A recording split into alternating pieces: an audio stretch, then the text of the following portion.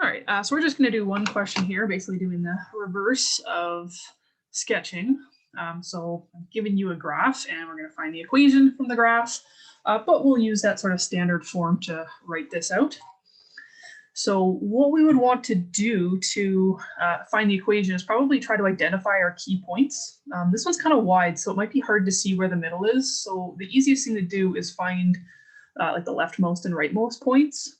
So the leftmost looks to be here and the rightmost there. Maybe it's not great, but that looks like a height of 2. Maybe it's a little higher, but it looks like 2 to me. That's a height of 2, not x value. And then the x, that's -5. So that's going to put this point over here at, looks like 10 and 2. And so we could probably actually just use that information to find where the middle is. But we might as well go ahead and get the top and bottom first. Oh, it looks like I don't have that quite even. Actually, yeah, so I'm going to find the middle from this info. I did make it maybe a little harder than we need. The middle is going to have the same height as those outermost ones. So it's going to have a height of 2. And so we can find the center y value, which maybe I'll call yc. That's not how I spell center. So what I would have is yc should be in the middle, so the average. Oh, and I'm also looking for x, not y, because I already know the y. So it'll be the average of the two x's on the outside. So it's right in the middle. So it should be -5 plus 10 over 2, which is 5 over 2, which is actually going to be at 2.5. And so that's where that middle value is going to be. So at x is 2.5 and y is 2.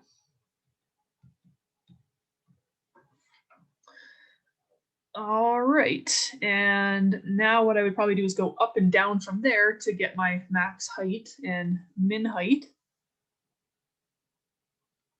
So that looks to be on integers. So if I kept the same x, it looks like that's at a height of 5. And this one looks to be -1.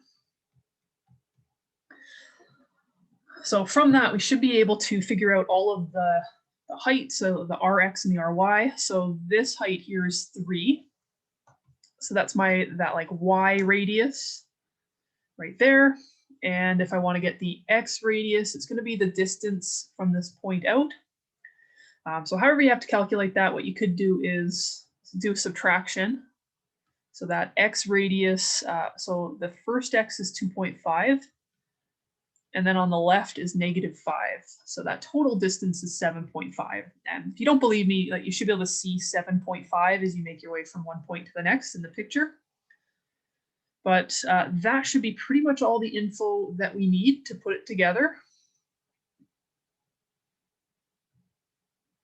And our center. And so with that, we would just put everything into the equation. So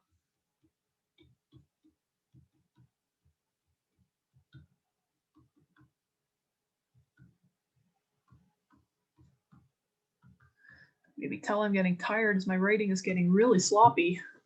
Make that y look a little nicer. And yeah, so we have our AB that comes from the center point.